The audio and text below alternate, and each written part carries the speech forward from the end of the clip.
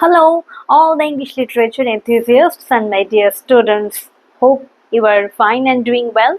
In this video, I am going to give you very useful tips and tricks to complete your PhD thesis.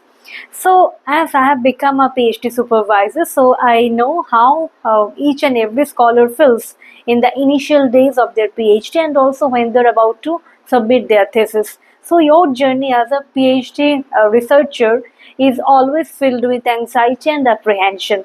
My intention in the video is to give you some useful tips and tricks so that you can complete your PhD thesis very successfully.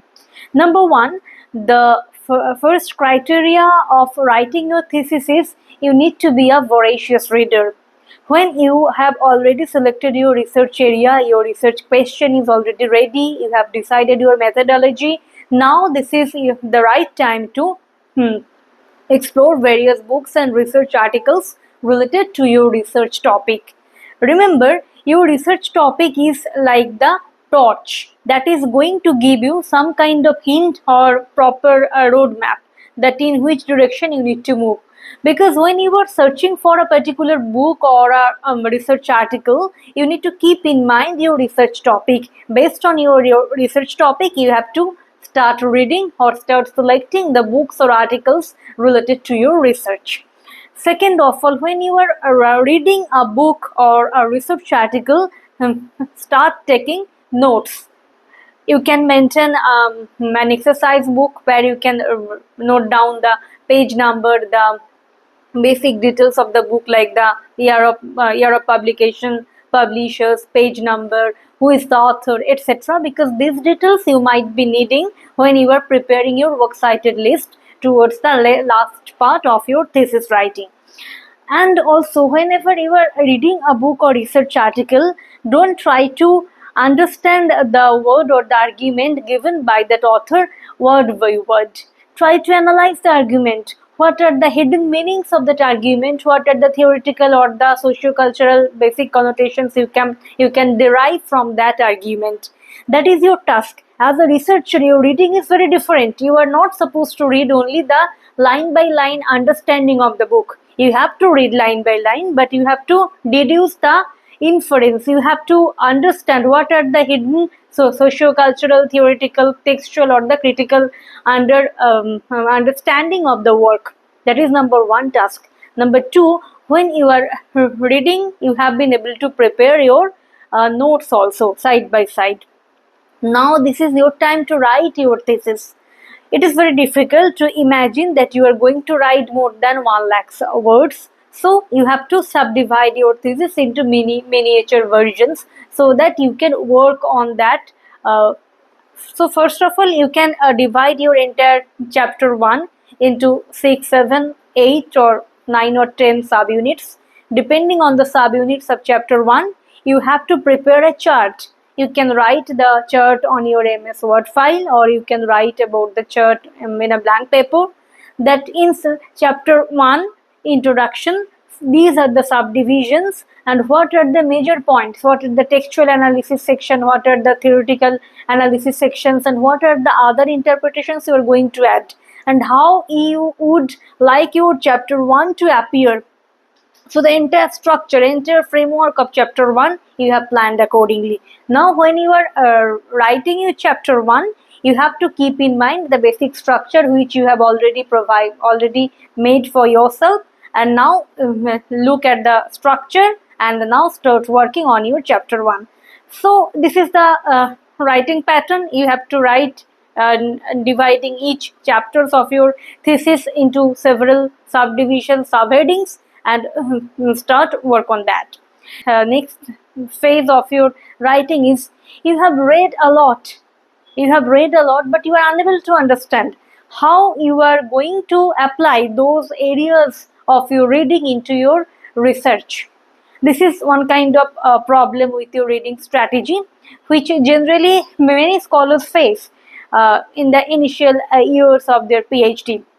For that problem, my suggestion to you is that whenever you are reading, try to apply your research topic, your research orientation, in order to understand the relevance or the effectiveness of that theoretical or that scholarly understanding, and you might find it approving your argument. You might find that this argument of the author is not going in tune with your work.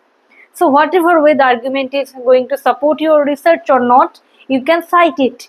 If the author is agreeing with your point of view, then you can cite that in this book the author has already agreed on this point. If the author is disapproving or there is some kind of critical point of departure, in that time also you can talk that though the author has talked about this idea which is not in tune with my work, but I wish to justify my argument like this. So you can give your scholarly understanding like this.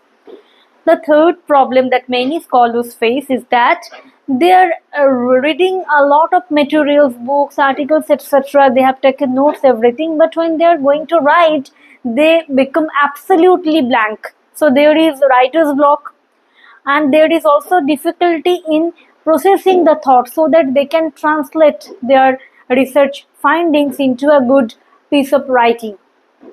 So for writing, what you can do is that when you are writing, try to remember you can cite, and you have to cite sources, important observations, words, quotations from other authors. But your thesis is not the summary of others' words. As a scholar, your voice, your academic voice should be very much audible to your readers. Therefore, you can cite the important sections, phrase, quotations, understanding from other authors, but at the same time try to use all of their findings in order to advance your argument. If your quotation, your excerpts from others' works, if they are not advancing your argument, then understand that your research is going to the wrong direction. And the fourth important phase is that sometimes many scholars, they find it difficult how to conclude the research work. Conclusion of the thesis can be done in two ways.